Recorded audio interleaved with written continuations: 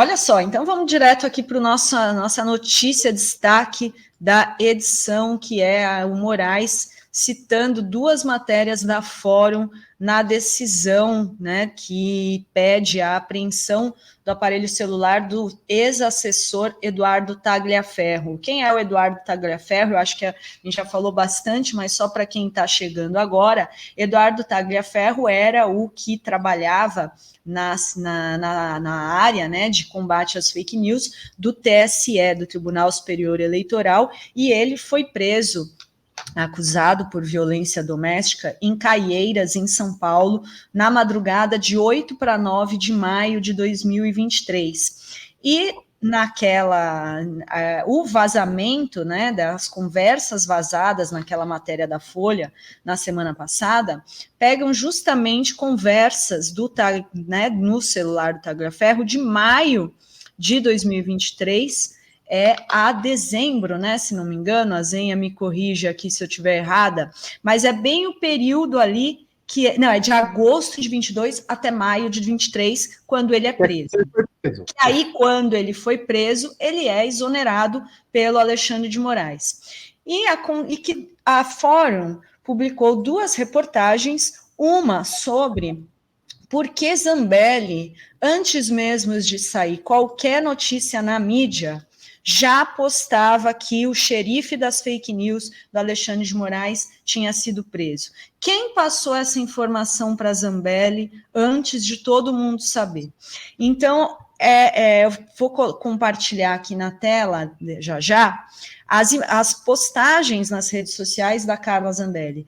E foi essa reportagem, uma das reportagens citadas na decisão é essa, e a outra, que é do Plínio Teodoro, e a outra é uma do Antônio Melo, onde ele questiona por que a polícia de Tarcísio apreendeu um celular do Tagliaferro, né? E né? Aprendeu atrasado, 24, como a gente mostrou aqui. Ela aprendeu, passou um tempo e a gente chamou atenção, Dri Felipe, aprendeu o celular num caso de abuso que foi flagrante, ele aparentemente atacou a mulher. Estranho. Uhum. Estranho. Exatamente. O celular, o cunhado levou o celular, né, para a Polícia Civil, lá do Tarcísio, e o Tagliaferro depois teve esse celular apreendido. Depois, ontem, né, ele foi depor e disse que ele recebeu o celular depois de 6 dias corrompido. Então, assim, qual é o papel da polícia nesse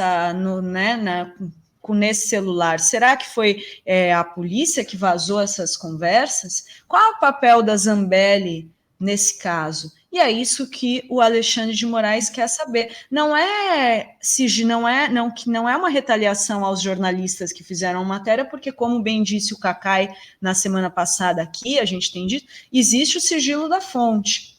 Não, né? Então não tem essa questão. Agora, se a polícia passou corrompeu o celular do Tagliaferro e passou essas conversas para a Folha, aí a coisa, né, gente? Aí tem um. Zambelli é investigada, a gente não pode esquecer disso. A Zambelli é uma investigada. Como é que ela soube antes? Como é que ela botou alguém que ela falou? Estamos diante da delegacia enquanto o Tagliaferro. Estranho esse papel da Zambelli. Estranho.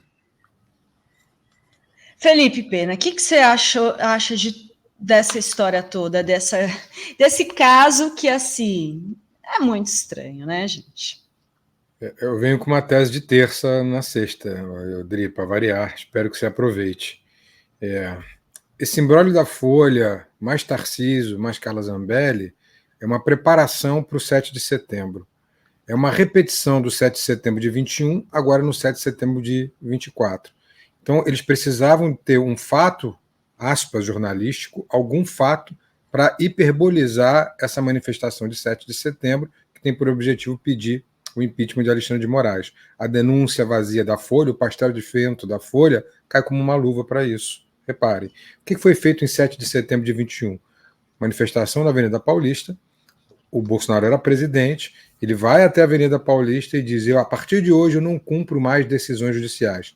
Foi também um pastelzinho de vento do Bolsonaro, né? Porque logo ele recuou, ligou para o seu Michel Temer fez uma cartinha de amor, né, para o Xandão, o Bolsonaro concordou e ficou tudo por isso mesmo. Agora se faz a mesma coisa. Naquela época, ele fez isso porque pressentia a derrota nas urnas e atacava o sistema eleitoral, principalmente o TSE, que era presidido pelo Alexandre de Moraes.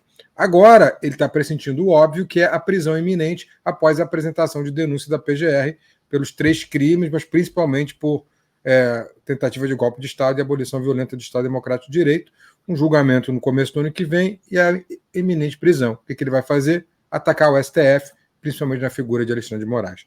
São as duas estratégias iguais. Compreende, Dri? 7 de setembro de 21, 7 de setembro de 24. Mas, para isso, ele precisa hiperbolizar essas manifestações, precisa convocar gente. Esse pastel de vento da Folha é um chamariz para essa gente, está vendo? Até a Folha está mostrando que o Alexandre de Moraes é conivente, que tem gravações, que o seu circuito de juízes tinha diálogos comprometedores. Então, isso aí cria um ambiente, Azenha e Dri, para que essas manifestações estejam cheias de gente contra o Alexandre de Moraes. Mas, na verdade, é só uma defesa. Na verdade, é um diversionismo do Bolsonaro contra aquilo que ele considera inevitável. Era perder a eleição em 21, que se confirmou, ele perdeu em 22, é agora a prisão em 24, coisa que vai acontecer em 25, sempre um ano antes.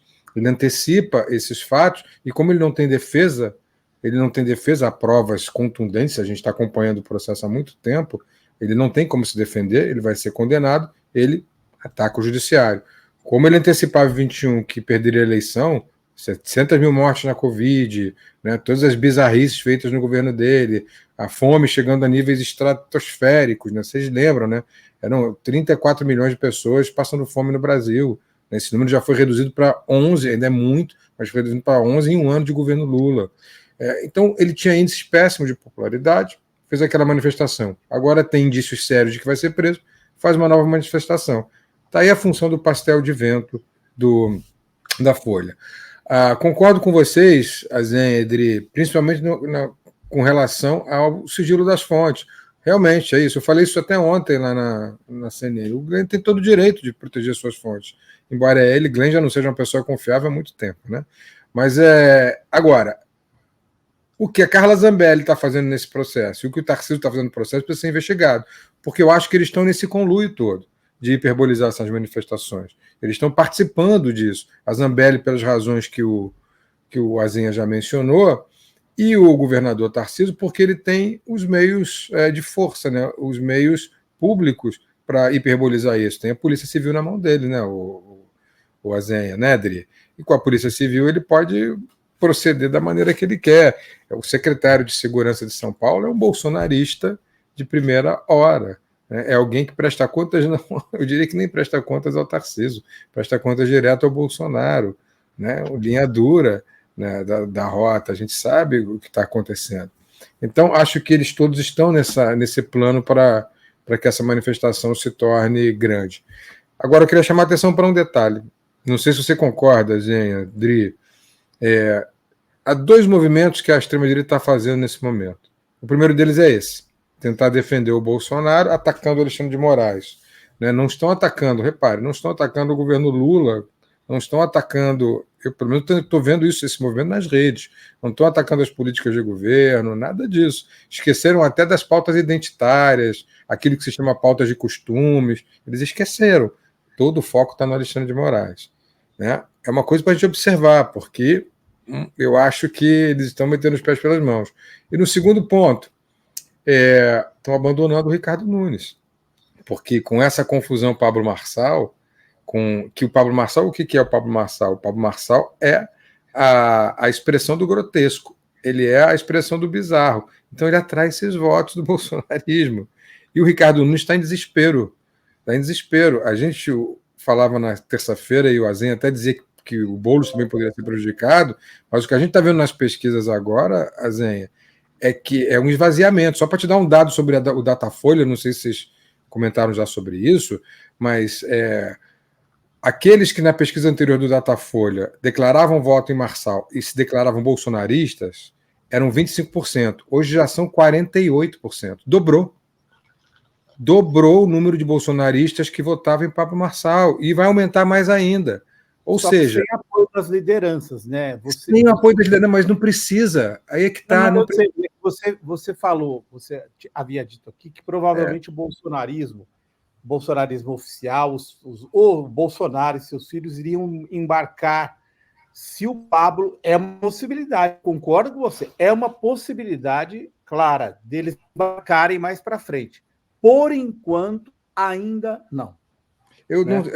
Talvez eles nem embarquem oficialmente. O que eu digo ele só deixa para embarcar no segundo turno, quando ele tiver que enfrentar o Guilherme Boulos. E talvez nesse primeiro turno eles nem embarquem oficialmente pelo acordo que fizeram com o Valdemar Costa Neto. Mas, assim, extraoficialmente, eu acho que aquela troca de mensagens, por exemplo, publicamente no X, quando o Pablo Marçal diz nós, fizemos, aí o Bolsonaro responde nós? Que nós? E aí o Pablo Marçal faz um textão dizendo que doou 100 mil para a campanha dele. Aquilo já é carta marcada, Zé. Aquilo já é para o público bolsonarista olhar, tá vendo? O Marçal sempre foi um bolsonarista de primeira hora. Concordo, eu acho que você tocou num ponto-chave. Você falou do foco no Alexandre de Moraes. Eu acho que eles querem o Bolsonaro de volta. Minha opinião, eles querem o Bolsonaro de volta de qualquer jeito em 2026, senão o Bolsonaro será atropelado. Acho que a preocupação deles, na minha opinião, é que o perigo que está acontecendo de um cara com o Marçal atropelar a liderança do Bolsonaro. Acho que eles estão desesperados com a possibilidade de perda do gado. Eu acho isso. Mas eu acho que você entende mais de política do que eu. Não, claro que não. Você entende muito mais de política do que eu, principalmente de São Paulo, muito mais do que eu. Mas aquilo me parece muito mais jogo de cena para enfraquecer o Valdemar Costa Neto. Eu acho que a vitória do Ricardo Nunes ele fortalece o Valdemar Costa Neto no PL. E os bolsonaristas, Bolsonaro, antes de tudo, quer o controle do partido, sempre. Para isso, o Pablo Marçal serve como boi de piranha. Porque, Azenha, por que eu acho que eles apoiam o Pablo Marçal? Mesmo concordando contigo que eles querem o Bolsonaro de volta. Porque na hora que o Bolsonaro chegar e disser, olha, esqueçam o Pablo Marçal, ele é um traidor, o gado inteiro volta para o Bolsonaro. Mas, por enquanto, eles estão apoiando o Pablo Marçal, eles querem derrotar o Ricardo Nunes. O Ricardo Nunes foi uma imposição do Valdemar Costa Neto. O Bolsonaro nunca embarcou nisso. Ele teve que engolir, porque o partido não é dele, o partido é do Valdemar. Mas, a verdade, o candidato dele é o Pablo Marçal. E eles vão se concentrar nisso. Esse teatrinho no X não me convence. Esse teatrinho no X foi para hiperbolizar a campanha do Marçal. Eu estou convencido disso como professor dessa área. Essa utilização de linguagem, para mim, ficou muito clara. Se eu fosse um eleitor de Bolsonaro e visse aquele diálogo, lesse aquele diálogo, eu ia falar, cara, o Marçal é muito mais bolsonarista do que Ricardo Nunes, qualquer um. Doou 100 mil para a campanha, defendeu os projetos, eu vou votar aí nesse cara. Foram 160 mil. E ele, foram 160 mil, e o que o Marçal está argumentando agora, que aquela resposta que ele recebeu no Instagram não foi do Bolsonaro, mas sim foi do Carlos Bolsonaro. Mais um teatro. Mais um teatrinho para mim, um teatro. E aí a gente só está falando nisso, e nas redes bolsonaristas que eu estou pesquisando, só se está falando nisso e no Xandão. Então são os dois assuntos que estão nas redes bolsonaristas. Os ataques ao Xandão preparando o 7 de setembro, que foi a minha tese de sexta, Adri, de terça na sexta, e o Pablo Marçal como verdadeiro bolsonarista.